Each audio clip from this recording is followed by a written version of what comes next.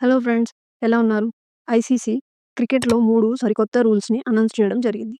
అవేంటో ఈ వీడియోలో చూసేద్దాం. Let's get into the video. ICC announce చేసిన 3 సరికొత్త రూల్స్ దేని గురించి అంటే, ఒకటి బౌండరీ దగ్గర క్యాచింగ్ గురించి, రెండోది కన్కషన్ సబ్స్టిట్యూట్ గురించి, థర్డ్ అండ్ లాస్ట్ వన్ ఓడీఐలో బాల్ చేంజింగ్ గురించి. సో, ఈ 3 టాపిక్స్ గురించి బాగా ఆలోచించి క్రికెట్‌కి ఉన్న లాస్‌లో మార్పులు చేశారు. ఈ మార్పుల గురించి క్లియర్‌గా తెలుసుకుందాం. ముందుగా బౌండరీ క్యాచ్ గురించి. అంటే టీ20 వరల్డ్ కప్‌లో సూర్యకుమార్ యాదవ్ బన్నీ హోపింగ్ చేస్తూ బాల్ క్యాచ్ చేసి డేవిడ్ మిల్లర్ వికెట్‌ని తీసుకున్నాడు. టీ20 వరల్డ్ కప్ 2024లో ఫైనల్ మ్యాచ్ చూస్తే మీకు అర్థమవుతుంది.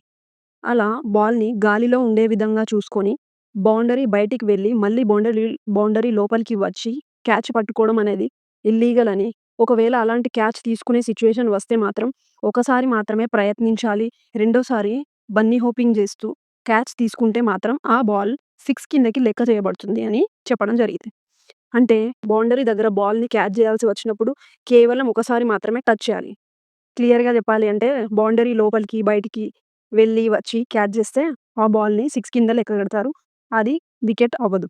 ఈ రూల్‌ని ఫ్యూచర్‌లో జరగబోయే శ్రీలంక, బంగ్లాదేశ్ మ్యాచ్‌ల నుండి ఇంప్లిమెంట్ చేస్తారని, మేబీ అది అక్టోబర్‌లో 2026 నుండి ఈ రూల్ ప్రారంభం అవుతుందని చెప్పడం జరిగింది. రెండోది కన్కషన్ సబ్స్టిట్యూట్. ఈ కన్కషన్ సబ్స్టిట్యూట్ గురించి చాలా మందికి తెలీదు. కానీ England tour of India series జరిగినప్పుడు ఈ కన్కషన్ సబ్స్టిట్యూట్ గురించి నేను వీడియో పోస్ట్ చేశాను. షార్ట్ అండ్ స్వీట్‌గా చెప్తా కన్కషన్ సబ్స్టిట్యూట్ గురించి.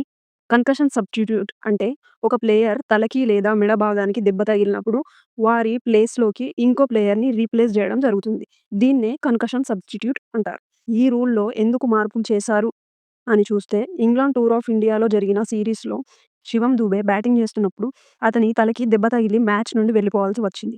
శివం దూబే ప్లేస్‌లో బౌలర్ హర్షిత్ రానాని కన్కషన్ సబ్స్టిట్యూట్‌గా తీసుకొని రావటం వల్ల చాలా కాంట్రోవర్సీస్ జరిగాయి. ఏంటి అంటే బ్యాట్స్‌మెన్‌కి రీప్లేస్‌మెంట్‌గా బ్యాట్స్‌మెన్ రావాలి గానీ, బౌలర్‌ని ఎందుకు తెచ్చారు అని చాలా కాంట్రోవర్సీస్ జరిగాయి. కానీ అది మ్యాచ్ రిఫరీ చూసుకోవాలి. మ్యాచ్ రిఫరీ మన ఒపీనియన్‌ని యాక్సెప్ట్ చేసినప్పుడు ఆటోమేటిక్‌గా మన ప్లాన్‌తో ముందుకు వెళ్తాం గదా! సో, ఈ కాంట్రోవర్సీ తర్వాత కన్కషన్ సబ్స్టిట్యూట్‌లో లైక్ టు లైక్ రీప్లేస్‌మెంట్ మాత్రమే ఉండాలి. అంటే బ్యాట్స్‌మెన్ ప్లేస్‌లో బ్యాట్స్‌మెన్, పేస్ బౌలర్‌కి పేస్ బౌలర్, ఫాస్ట్ బౌలర్‌కి ఫాస్ట్ బౌలర్, స్పిన్నర్‌కి స్పిన్నర్, ఆల్ రౌండర్‌కి ఆల్ రౌండర్, వికెట్ కీపర్‌కి వికెట్ కీపర్‌ని మాత్రమే రీప్లేస్ చేయాలి.